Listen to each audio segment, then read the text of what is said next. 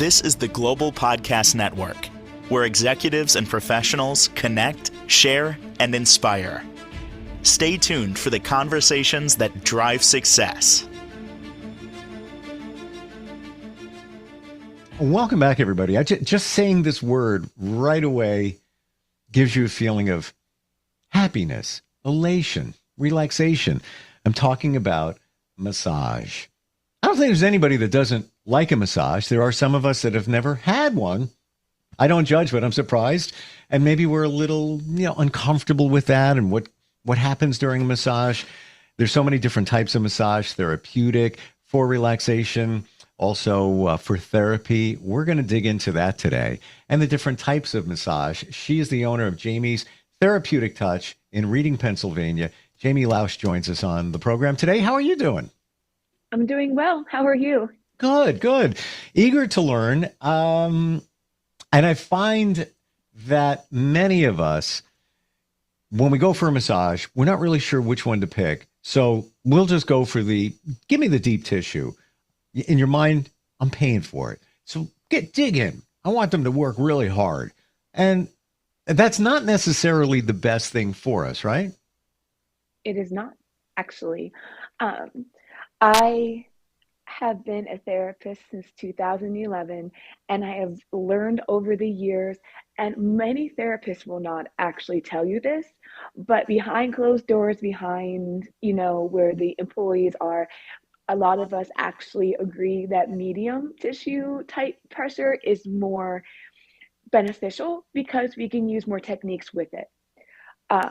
As a therapist, when I get somebody on the table willingly and we start, and it is up to the therapist to use their techniques and their knowledge to know how your muscles are going to respond to different types of pressure and different types of techniques. When it comes to deep tissue, the education is very broad and not necessarily honed in as I personally would like it to be. I have run into people who do very well with deep tissue, but they have had the experience and knowledge about it. I have also had people who last 2 to 3 days and then they start feeling tense again. The factors and the techniques and how your muscles respond, especially after the fact, is very important to look into. I personally, over the years, have found a wonderful technique that I have used. It's a heat generation process. It might work a little bit slower, but it seems to work well for the long run for a lot of people. But when it comes to deep tissue, there are a lot of different ideas around it. And I personally like to push it off a little bit just to see how your muscles respond in a situation that we're able to handle before we get into a situation that might hurt you in the long run. I'll tell you, Jami, my wake up was 2 years ago, maybe 3. I'm trying to remember. And I decided, after some little surgeries here and there, let me do lymphatic drainage massage. Well, not me, but somebody did it on me. And Sure. It's a very light touch. And the goal was to move lymphatic fluid. However, it felt great. And it's very light. They barely even touching you. And after a while, I'm like, well, this is all right. I feel relaxed. It's benefit from it. So that made me realize that it doesn't have to be the heavy thing going on there. What's the definition of Swedish massage? Swedish massage is a basic session where you don't necessarily have too many focus areas. It is mostly just to relax and stop thinking about any stresses of your day or what's happening in your life, and just kind of doze off and allow the therapist to help your muscles relax with your mind relaxing as well. So it's not anything that's too deep. It's light to medium grade pressure, just for the relaxation moment that they truly deserve. Do you analyze somebody when they walk in? Like, Yes. how they're walking, literally how they're walking, what their stance is, their posture. Like before even speaking deeply with them, are you assessing them to get a better idea of what needs to get done? Most of the time, yes. When I come out to the relaxation room or the meeting room that we have, I often I have a background in chiropractic. I was a chiropractic assistant for about a year and a half, I'd say. So I learned a lot of those postural positions there. So when I see someone crunching in or contracting everything forward, I know right away, at least in the upper body, what is kind of going on with them. And then when it comes to walking, that would come after they stand up and come to your treatment room. And then during the consultation, I would have the opportunity to see how they are when they're stagnant and standing on their own. So, yes, a postural position and walking is something that I naturally pick up on. Isn't it amazing some of the myths that are out there, even on the chiropractic side? You always hear this. Oh, once you start going to a chiropractor, you got to go forever. You can't stop. What is that? Like, what? That stuff is out there. People believe that stuff. It's not true, right? It is healthy to stay on a chiropractic um, situation if your insurance is able to do it. Massage and chiropractic do go hand in hand. I have met a lot of people who know their body well enough that they go get an adjustment or massage when they know they need it. Hmm. Um, the important part to remember, and is what I mainly focus on outside of my sessions, is the education, how to maintain yourself when you're not in the chiropractic or when you're not in the massage office. So, in terms of health and longevity, it is something that I occasionally let people know is healthy for them, especially when some massage therapists can feel when some spinal issue is happening Hmm. within you, whether it be a postural, a pelvic tilt, or a pelvic imbalance somehow. I might say something. Some people live very happy, healthy lives with hardly any spinal damage. It all depends on the person, to be completely honest with you. Yeah, and the I'm what I'm getting here is that you might not have to go, but you should go. Look at your car, maintenance on your car. Yes, I maintenance. kind of look at it the same way. You want your car to run well. What are you doing? You're maintaining it, getting an oil change, checking fluids, et cetera, et cetera. Seems like it's kind of the same thing. Walk us through your journey. Chiropractic, massage. Where did this all begin? When you were younger, what were you thinking? Um, when I was a kid, I had an aunt who was my favorite, who still is my favorite person in the world. She actually gifted me a massage for my 13th birthday. Hmm. And this Lucky you, by yes, the way. like, yeah, seriously. yeah. She was the kindest person I've ever met. I emulate her in so many different aspects of my life. And she called me up one day and said, Jamie, do you want a massage for your birthday? And I said, sure, why not? I've never had one before. Let's go. Mm. Um, and this is one of the reasons why you should not necessarily judge a book by its cover. Um, I was a little intimidated to go into the environment based on, everything, because I haven't had one before, just like any new person. And when I walked in the doors, everything was so nice and relaxed. And so was the massage therapist. She, you could tell she loved what she did before I even got on the table. She educated me throughout the entire session. She threw out some gentle jokes just to keep, a 13-year-old relaxed. Hmm. And I just loved how she described the knots and tension and everything. So that got me into massage. And then everything that she had said about muscles got me into wanting to be a muscle worker, a scientist, if you will. So when I turned 17 and I decided to do massage based on what my life is like and what I would like to have in my life, I came up to massage. And when I took schooling, luckily enough, it was very exciting. I enjoyed the medical aspect. I enjoy allowing people to maintain themselves or maintain their cars. And I went straight into chiropractic after the fact. I luckily graduated with a 4.0 GPA and got my licensure on my first try. And I really learned well in the chiropractic environment. I learned everything that I actually do now. I talk about posture and water and stretching and meeting new people and seeing how muscles have formed in terms of knots and tension over the years. And it's just something I really dove into. And I do not consider it a job. I consider it a part of my everyday lifestyle. So I ended up leaving the chiropractor, and then I moved over to a massage MD where I took all of that information with me and learned so much more. Um, the owner, Paula, at the time, had the most fantastic she was the most fantastic human being along with Brenda. They backed me entirely.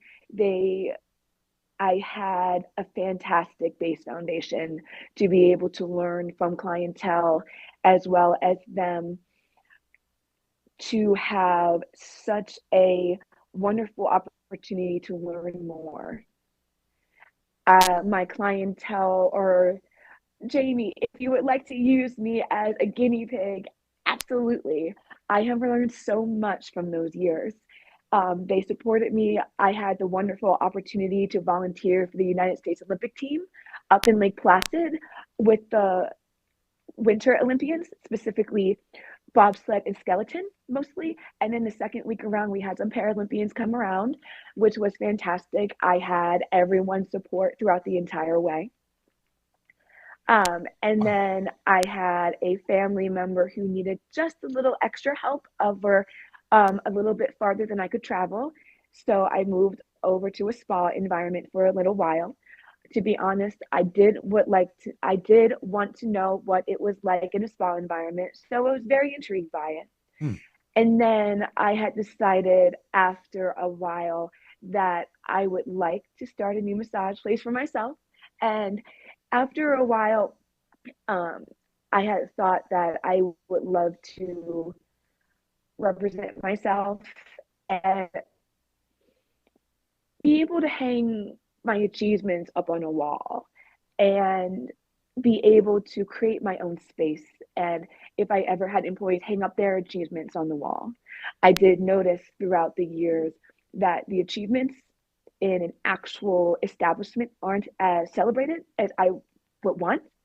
So I decided to open up my own massage establishment and be able to allow myself to put up those type of achievements and be proud of myself and any coworker that I might bring on. Good for So you. thank you. Jamie, it looks like it's almost like it's a cliche, but climb the ladder of success. It seems like, all right, the next step, then the next step. And oh my gosh, connected to the Olympics, that alone in terms of achievement, credibility, another step until you get to do it your way. So fantastic. Like, talk about your purpose. It sounded like you almost were feeling it when you were 13 from that first massage. So that massage therapist made you feel comfortable even back then. Let's talk about some of those things that people have an aversion for, maybe have never done a massage. Some would say, well, I'm not removing my clothes. I mean, I'm not comfortable with that. Let's talk about some of those things that people think about. You don't have to disrobe unless you want to, or whatever the No. guidelines of the establishment are, right? Yes. So where your clothes start, my work essentially ends unless it's compression over the sheets. A popular thing for people to try that is not necessarily a table massage is a chair massage. A chair massage is done completely closed. Um, and most people do compressions and some techniques on people's backs, arms, sometimes the legs, depending on what sort of chair you have. And it gives people an opportunity to feel massage without necessarily going into a room with a therapist or quite possibly a stranger that they don't know, um, getting undressed to be massaged. So that is a great way to start Hmm. And you're working under with covers massage under if a you're not sheet. comfortable. Anyway, it's not like, the You massage are. therapist is looking at you naked. And by the way, I've had tons of massages. I actually like the chair. It's comfortable. Um, my nose gets stuffed up if I lay face down for more than like 10, 12, 15 minutes. I don't know if you hear that. So it's like, you got to breathe through your mouth More because often than what you think.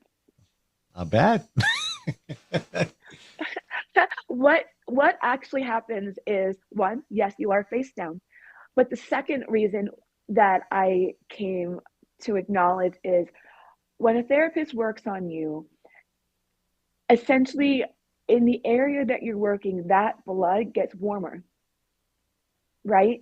So as the friction happens, everything gets warmer. So as that goes throughout your system, it goes into your head, right? Because that's where some of the blood comes. So when it goes around your system, so that heat makes your skull and your sinuses warm, making more mucus essentially than people realize. So there's also a reason. Do not hesitate to ask for a napkin or a tissue if you do need one. We will absolutely be happy to provide one for you. Wow, I never knew that was going on. I was just thinking it's your sinuses draining forward because I don't sleep on my stomach. I always sleep on my back. So, you know, partly for that reason too. Had no idea about blood flow. All right. So that being said, I heard recently that when you develop an issue, have some discomfort, pain, it's because there's not a full flow of blood, stagnant blood, if you will, whatever you want to call it. Is that what's going on? Uh, like a frozen shoulder Or situation, or are we going to pick something out pain? specifically? Just Pain if, itself? yeah, yeah. Is it pooling or stagnant blood? And I hear that specifically within Chinese medicine that's what's going on there. I don't know if it equates to massage if you look at it the same way. It is to a degree. There are a lot of factors into what might make your muscles or your joints hurt. One of the big ones is lifestyle. Mm. You spoke about it just a few moments ago. Sleep positioning actually is a big issue when it comes to everything. A lot of pain happens over time. Mm. So, in terms of sleeping, let's just say you sleep on your stomach with your arms above your head and everything. And over time, your muscles, have you ever heard of muscle memory? Yes, Muscle memory. And then have you heard of muscle confusion? that I haven't heard. Okay. So, muscle memory is when you do, I think you used to be a football player, right? I was talking to someone and you used to play in four sports. No. No? Oh, I was given Furthest wrong from. information. I don't even Okay. watch football. So, Take away my man card. I'm so sorry. No worries at all. Um, so I'm a fat when slob. it, That's what I am. oh I'm no. kidding. So do you know much about baseball? Uh, fair amount. You're in New York. So let's talk about Derek Jeter. Okay. Sure. He is a football player. He's from the Yankees, right? Hmm. So when you are in a situation with muscle memory, most of us who don't have a repetitive type job don't necessarily need the muscle memory. People like their Jeter or any kind of athlete, a football player, a soccer player, anyone who does any kind of pro sport has to develop the muscle memory to get the ball where it needs to go. So when you are playing baseball, you go with the bat and you go like this Yep. regularly, right? They use those moments during the game from the muscle memory they developed prior. So if you imagine someone like Derek Jeter, they don't necessarily start out with that kind of, you know, base foundation ball with hitting, right? Sure. So it takes them days, weeks, months, possibly years to develop that kind of muscle memory to get the ball out of there for a home run, right? Yep. When you develop that kind of muscle memory, your muscles stay essentially in the same place as you're training it so you can continue doing, home run situations when you're in an athletic competition.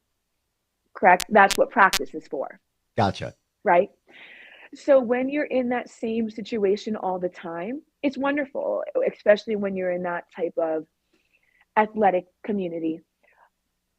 But sometimes the issue is that's where your pain is because let's just say if you're working on your hand and the front of your hand is the contracted part and the back of your hand is the extended part, the contracture in the front can hurt your muscles. It can contract and overstretch them, causing incompetence between each side.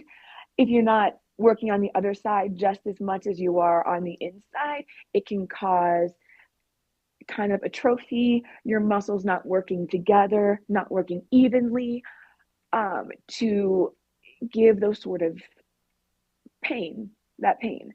So, am I making sense? Yeah. It's It is almost, very hard.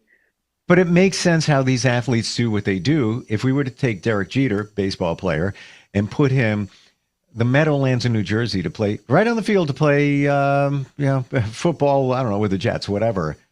It's not going to go well, I'm sure, because that's not what his muscles are Yes, conditioned and that's not trained his. for.